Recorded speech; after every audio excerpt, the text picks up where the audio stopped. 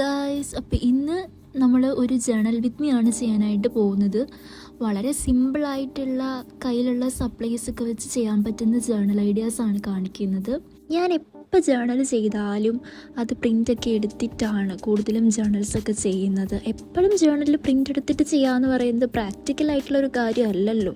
So ഇത്തവണ ഞാൻ കയ്യിലുള്ള സപ്ലൈസൊക്കെ വെച്ചിട്ട് സിമ്പിളായിട്ടുള്ള ഐഡിയാസാണ് കാണിക്കുന്നത്. ഞാൻ നിങ്ങൾക്ക് പറഞ്ഞു തരുന്നതിനേക്കാൾ കൂടുതൽ നിങ്ങൾക്ക് വീഡിയോ കാണുമ്പോൾ മനസ്സിലാവും. അങ്ങനെ ചെയ്യണം ഇങ്ങനെ ചെയ്യണമെന്നൊക്കെ ഞാൻ വോയിസിൽ കൊടുത്തു കഴിഞ്ഞാൽ നിങ്ങൾക്ക് കൂടുതൽ കൺഫ്യൂഷൻ ആവും. സോ വീഡിയോ കണ്ട് മനസ്സിലാക്കുക.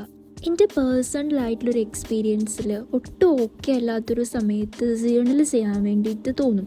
ജേണൽ ചെയ്ത് കഴിയുമ്പം മൈൻഡ് ഒന്ന് റിഫ്രഷ് ആയ പോലൊക്കെ എനിക്ക് ഫീൽ ചെയ്യാറുണ്ട്. ഇതെനിക്ക് മാത്രമാണോ ഇങ്ങനെയെന്ന് എനിക്ക് അറിഞ്ഞുകൂടാ. മാത്രമല്ല, നമ്മൾ ജേണൽ ചെയ്യുന്നതിൻ്റെ ആ ഒരു ഉദ്ദേശവും ഇതൊക്കെ തന്നെയാണല്ലോ.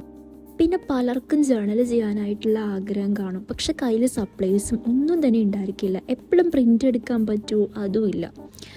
അങ്ങനെയുള്ളവർക്ക് ഇങ്ങനെയുള്ള കുഞ്ഞു കുഞ്ഞു ഐഡിയാസൊക്കെ മതി. കയ്യിലുള്ളതൊക്കെ വെച്ചിട്ട് നിങ്ങളുടെ മൈൻഡിൽ തോന്നുന്ന കുറച്ച് കാര്യങ്ങളൊക്കെ എഴുതി കൊടുത്ത് നിങ്ങളുടെ കയ്യിലുള്ള പിക്ചേഴ്സൊക്കെ ഒന്ന് സ്റ്റിക്ക് ചെയ്ത് കൊടുത്താൽ മാത്രം മതി.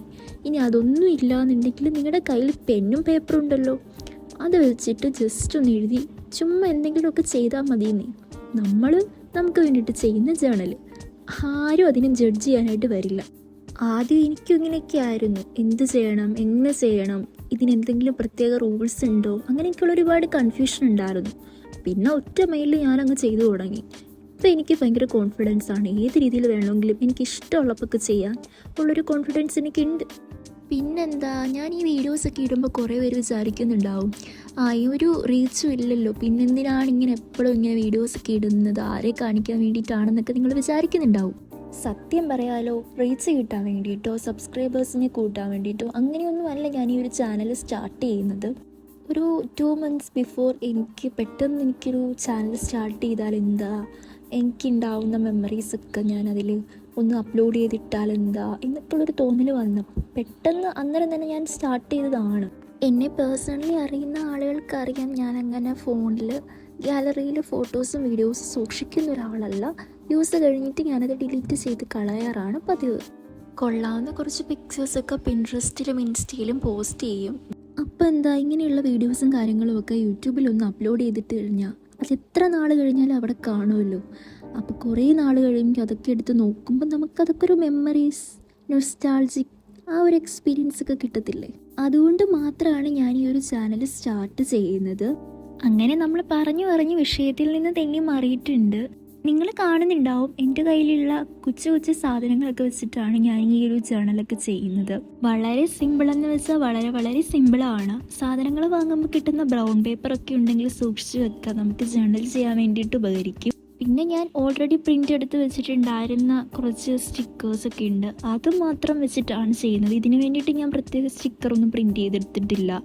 പിന്നെ ഞാൻ ചെയ്തുകൊണ്ടിരുന്ന ജേണൽ സീരീസ് അത് ഞാൻ സ്റ്റോപ്പ് ചെയ്തിട്ടൊന്നുമില്ല, ഇടയ്ക്കിടയ്ക്ക് വീഡിയോസൊക്കെ ഇടാം.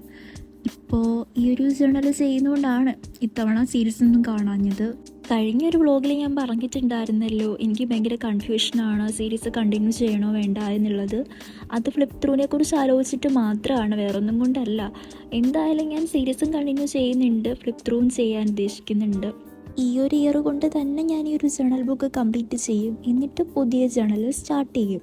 പിന്നെ നിങ്ങൾ കാണുന്നുണ്ടാവും, ഈ വാഷി ടേപ്സിൻ്റെ സ്റ്റിക്കേഴ്സൊക്കെ പ്രിൻ്റ് ചെയ്തിട്ട് അത് സ്റ്റിക്ക് ചെയ്ത് കൊടുക്കുകയാണ് ഞാൻ ചെയ്യുന്നത്.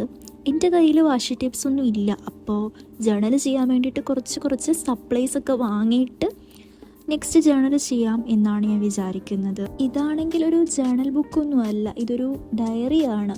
ഓൾറെഡി ഞാൻ ഇതിൻ്റെ അൺബോക്സിങ് വീഡിയോ ഒക്കെ എടുത്തിട്ട് ഷോർട്സ് ഇട്ടിട്ടുണ്ട്.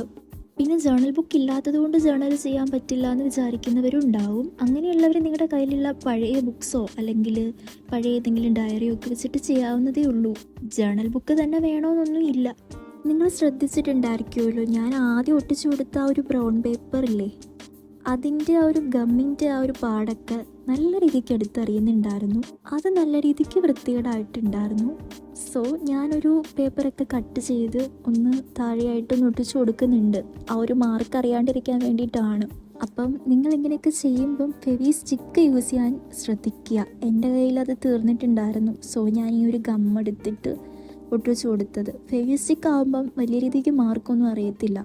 ഏകദേശം ഞാൻ ഈ ജേണലൊക്കെ ചെയ്ത് കഴിഞ്ഞിട്ടുണ്ട്. അപ്പോൾ അതിൻ്റെ നെക്സ്റ്റ് സൈഡിലായിട്ട് ഞാൻ കുറച്ച് കാര്യങ്ങളൊക്കെ ലൈഫിലെ ലെസൺസ് എന്നൊക്കെ പറഞ്ഞിട്ട് കുറച്ച് കാര്യങ്ങളൊക്കെ എഴുതുന്നുണ്ട്. അത് എഴുതി കൊടുത്തിട്ട് പിന്നെ ലാസ്റ്റ് ഒരു സ്റ്റിക്കർ അതിൻ്റെ താഴ്വശത്തായിട്ട് ഒന്ന് സ്റ്റിക്ക് ചെയ്ത് കൊടുത്തു. കുറച്ചുകൂടെയൊക്കെ ക്രിയേറ്റീവായിട്ട് നിങ്ങൾക്ക് ചെയ്യാവുന്നതേ ഉള്ളൂ. സിമ്പിളായിട്ട് ചെയ്യണം, വളരെ സിമ്പിളായിട്ട് ചെയ്യാമെന്ന് വിചാരിച്ചിട്ടാണ് ഞാൻ ഇത്രയും സിമ്പിളാക്കി കളഞ്ഞത്.